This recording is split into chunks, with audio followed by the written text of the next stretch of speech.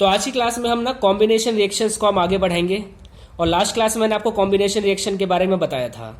मैंने आपको कहा था कि जब कभी भी दो रिएक्टेंट्स मिलकर एक सिंगल प्रोडक्ट बनते हैं तो उसी को हम कॉम्बिनेशन रिएक्शन बोलते हैं। और उसका मैंने एग्जाम्पल बताया था फॉर्मेशन ऑफ वाटर। बहुत सारे एग्जाम्पल हो सकते हैं इसके। फॉर्मेशन ऑफ वाटर, मैग्नीशियम का जलना, जब दो सिंगल रिएक्टेंट होकर यहाँ पर एक सिंगल प्रोडक्ट बनना चाहिए तो वो कॉम्बिनेशन रिएक्शन का एग्जाम्पल होता है। तो कॉम्बिनेशन रिएक्शन को ही हम कंबाइंड बोलते हैं। कंबाइंड रिएक्शन भी इसका दूसरा नाम है। तो मुझे लगता है आपको समझ में आ गया होगा कि ये रिएक्शन क्या होते हैं बेसिकली। इस रिएक्शन को और डीपली में समझाने के लिए मैंने एक एग्जाम्पल लिया है, ठीक है। तो वो एग्जाम्पल क्या कहता है, जरा ध्यान से सुनना। वो एग्जाम्पल ये कहता है कि जो चूना होता है ना, चूना पत्थर, चूना, उसको ना साइंस की भाषा में क्विक लाइम बोला जाता है। और आपने इस चूने को क्या किया, पानी में मिला दिया, वाटर में। मतलब आपने कहीं से, देखो मैंने आपके सामने कंडीशन बनाई है कि आपने एक बीकर लिया है, उसमें आपने पानी डाला है, कहीं से आप चूना लेके आए और आपने क्या किया, इस चूने को पानी में मिला दिया। तो जैसे ही आप इस चूने को पानी में मिलाओगे ना तो देखना उसमें से थोड़ी सी गैस निकलती है। और एक समय के बाद क्या होगा कि ये चूना पूरा का पूरा पानी में घुल जाएगा और पानी के साथ मिक्स हो जाएगा। तो मैं कह सकता हूं कि जो चूने का पानी में मिल जाना, यानी क्विक लाइम का वाटर में ऐड हो जाना, वो कहीं ना कहीं कॉम्बिनेशन रिएक्शन का एक एग्जाम्पल हो सकता है। बिल्कुल हो सकता है, क्योंकि यहाँ पे जो प्रोडक्ट बन रहा है वो सिंगल प्रोडक्ट ही तो बन रहा है, ठीक है। अब इसके बाद में जो प्रोडक्ट बनेगा ना उसको हम बोलते हैं स्लेक लाइम। देखो क्विक लाइम और स्लेक लाइम में डिफरेंस क्या है मैं पहले समझा देता हूं, फिर मैं आराम से लिखवा दूंगा इसके बारे में, ठीक है। क्विक लाइम और स्लेक लाइम में डिफरेंस क्या है, देखो क्विक लाइम बोला जाता है चूने पत्थर को। जब आप इस चूने पत्थर को पानी में मिलाओगे, आपने ऑब्जर्व किया होगा जब घर में कभी व्हाइट वॉश होता है ना तो क्या किया जाता है कि इसको पानी में मिला दिया जाता है और पानी में पूरा घुल जाता है वो। तो घुल के वो एक सिंगल प्रोडक्ट बनता है जिसको हम स्लेक लाइम बोलते हैं। और फिर इसी स्लेक लाइम का यूज आप व्हाइट वॉश में करते हो, दीवार में सफेदी करने के लिए।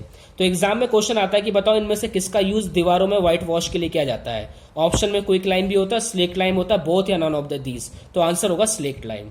तो पता लग गया स्लेक लाइम कैसे बनता है, जब क्विक लाइम को वाटर में डिसॉल्व किया जाता है। तो कहीं ना कहीं ये कॉम्बिनेशन रिएक्शन का एग्जाम्पल हो सकता है, बिल्कुल होगा, यहां से क्वेश्चन बनता है, इसलिए मैंने टॉपिक को कराया आज, ठीक है। तो मेरे साथ साथ लिख लेना अब नेक्स्ट टॉपिक, इसी में कंटिन्यू नोट करके लिख लेना, ज्यादा बढ़िया रहेगा। कॉम्बिनेशन रिएक्शन के आगे से चल रहे हैं अब हम, ठीक है। नोट करके लिख लेना, नोट करके, ठीक है।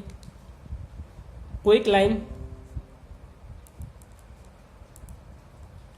या हम इसको कैल्शियम ऑक्साइड भी बोलते हैं, इसका जो साइंटिफिक नेम है कैल्शियम ऑक्साइड, ठीक है। रिएक्ट्स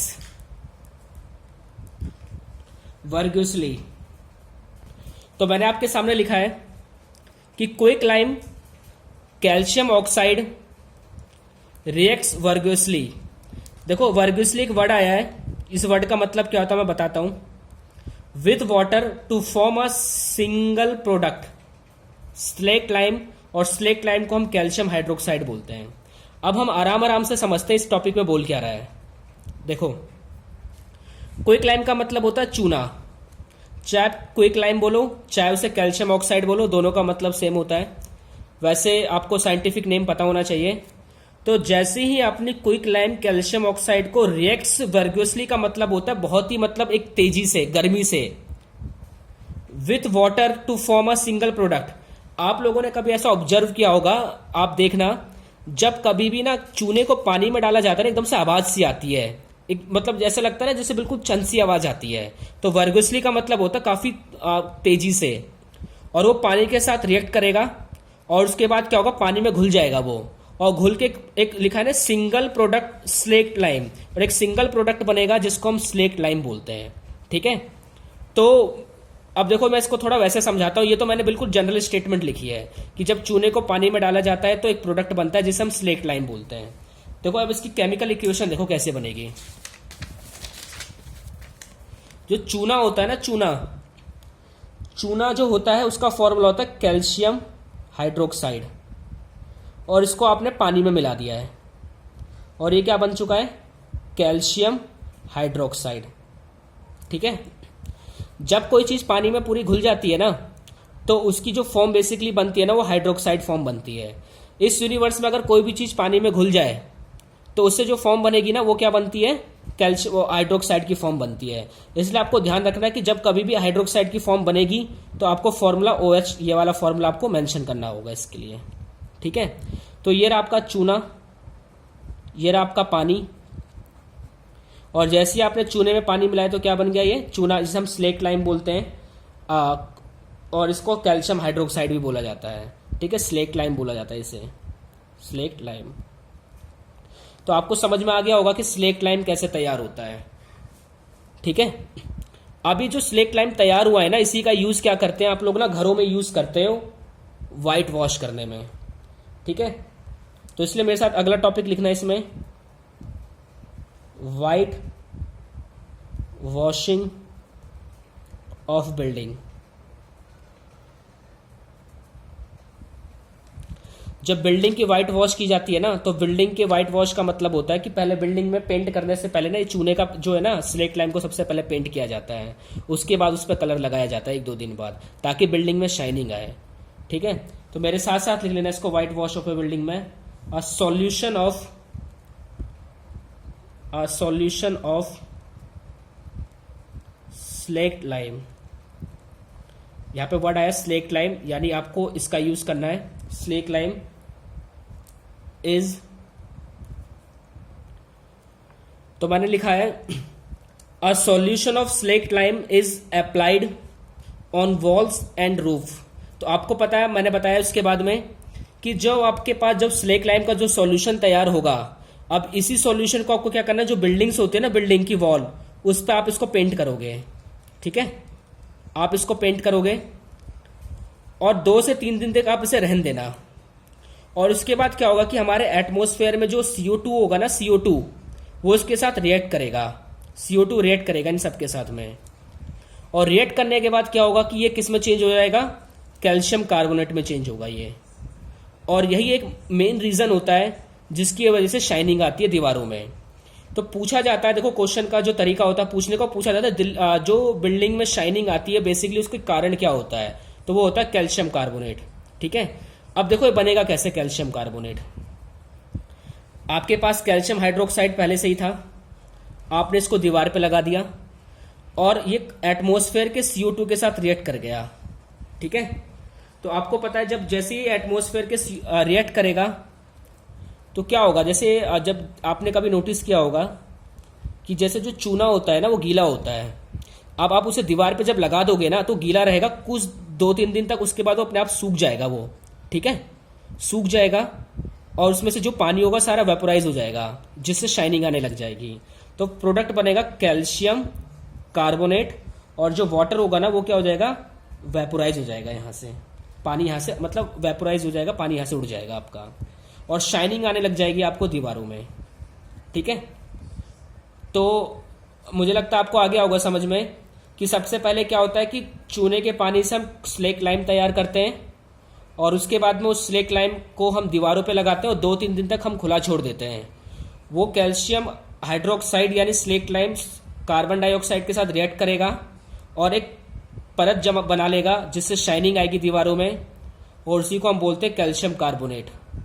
और वाटर क्या होगा, यहाँ से वेपोराइज होके चला जाएगा। ठीक है। तो मैं लिख सकता हूं कि calcium carbonate gives a shining white provides to the wall. तो लाइन लिख लेना, इंपॉर्टेंट लाइन है कि दीवारों में जो चमक आती है उसका जो रीजन होता है वो किसकी वजह से होता है, कैल्शियम कार्बोनेट की वजह से होता है। तो लिख लेना, calcium carbonate gives a shiny white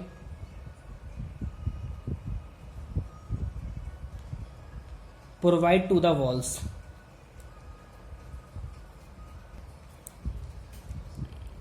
finish to the walls। ठीक है। तो देखो ये टॉपिक अब पूरा कंप्लीट हो गया हमारे यहाँ से। तो आपको मैंने कॉम्बिनेशन रिएक्शन बताया, उसके एग्जांपल्स मैंने बताए, मैंने आपको क्विक लाइम बताया, स्लेट लाइम मैंने आपको बताया, और फिर मैंने आपको कैल्शियम कार्बोनेट बताया। तो आई होप, मुझे लगता है टॉपिक आपको समझ में आ गए होंगे। ठीक है, और अगर आपको ना आए समझ में तो आप मुझे एक बार बता देना, मैं इस टॉपिक को दोबारा क्लियर कर दूंगा। ठीक है, तो ये टॉपिक बेसिकली यहीं तक का था सिर्फ। तो मैंने आपके सामने एक क्वेश्चन है जो इस बार प्री बोर्ड में क्वेश्चन आया था। देखो क्या है कि पहले जो क्वेश्चन थे वो बिल्कुल बुक से पूछता था और बच्चे रट्टा मार के चले जाते थे और लिख के आ जाते थे, मार्क्स मिल जाते थे। लेकिन पिछले 2-3 सालों से इन लोगों ने क्या किया कि पैटर्न को थोड़ा चेंज किया है और क्वेश्चन को वो केस स्टडी के रूप में पूछने लग गया आज से। तो आप केस स्टडी के रूप में क्वेश्चन तभी बना सकते हो जब आपने बुक के बिल्कुल बीच बीच में एक एक शब्द को अच्छे से पढ़ा हुआ आपने। ठीक है, तो देखो एक क्वेश्चन है, क्वेश्चन क्या था पहले समझते हो फिर इसका आंसर देखते हैं क्या होगा। क्वेश्चन था कि a solution of substance x, कोई सब्सटेंस है एक्स का सॉल्यूशन जिसका यूज ना यूज्ड फॉर टेस्टिंग CO2, जिसको हम यूज करते हैं CO2 में। What will be reaction of x with carbon dioxide with balance chemical equation.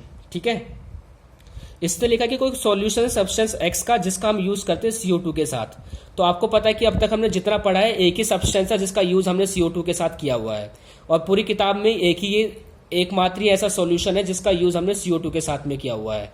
इसलिए आपको ये बात ध्यान होना चाहिए। पूछा कि बताओ एक्स यहाँ पर है क्या चीज, तो हमने किसके साथ यूज किया था CO2 का। तो यहाँ पे एक्स क्या होगा, यहाँ पे प्रोडक्ट एक्स वो होगा आपका कैल्शियम हाइड्रोक्साइड। इसी का तो हमने यूज किया था एक्स के साथ में CO2 के साथ। तो सब्सटेंस एक्स पता लग चुका हमें क्या है, कैल्शियम हाइड्रोक्साइड। अब ये बोल रहा है कि अगर हम इसे CO2 के साथ रिएक्ट करेंगे तो बताना है कि क्या प्रोडक्ट बनेगा।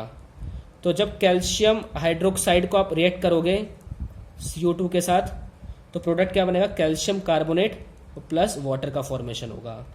अब यहां पर इसने बोला है कि इसका ना बैलेंस केमिकल इक्वेशन भी लिखना है। तो बैलेंस का मतलब है चेक करना है आपको कि क्या ये बैलेंस है कि नहीं है। एक बार चेक कर लेते हैं। देखो यहां कैल्शियम कितना है, 1, यहां कैल्शियम 1। अब ये देखो यहाँ पे ब्रैकेट पे 2 लगा है, इसका मतलब ये 2 ऑक्सीजन के साथ भी है, 2 हाइड्रोजन के साथ भी है। तो यहाँ पे ऑक्सीजन कितने हो गए, 2 इधर हो गए। यहाँ चेक कर लेते हैं, यहाँ कैल्शियम कितना है, 1, यहाँ कैल्शियम है 1। यहाँ ऑक्सीजन चेक कर लेते हैं, 2 इधर और 2 इसके साथ, कितने हो गए 4। यहाँ ऑक्सीजन चेक करते हैं कितने, 3 इधर है और 1 इधर है, 4। यहाँ चेक करते हैं आगे हाइड्रोजन, यहाँ पर हाइड्रोजन है 2, यहाँ पे भी हाइड्रोजन है 2, यहाँ पर कार्बन है 1 और यहाँ पर भी कार्बन है 1। ठीक है, तो यहाँ कार्बन 1 और यहाँ पे भी कार्बन 1। ठीक है, तो आपको आगे समझ में देखो कैल्शियम ये एक अलग है, कैल्शियम का सिंबल Ca होता है और कार्बन का सिंबल C होता है। तो आपको ये ध्यान रखना है, दोनों अलग अलग चीजें हैं। ठीक है, ऑक्सीजन अलग है यहाँ पर। तो सिंबल्स आपको बेसिकली पता होने चाहिए, उसके बाद से आपको ईजी हो जाएगा बैलेंस करने में। तो ये पूरा बैलेंस है, कोई दिक्कत नहीं है, और ये क्वेश्चन हमारा पूरा करेक्ट था ऐसे। ठीक है, तो मुझे लगता है क्वेश्चन आपको आ गया होगा समझ में। प्री बोर्ड में इस बार का क्वेश्चन था ये वाला, सेम क्वेश्चन, 2 नंबर का क्वेश्चन था ये।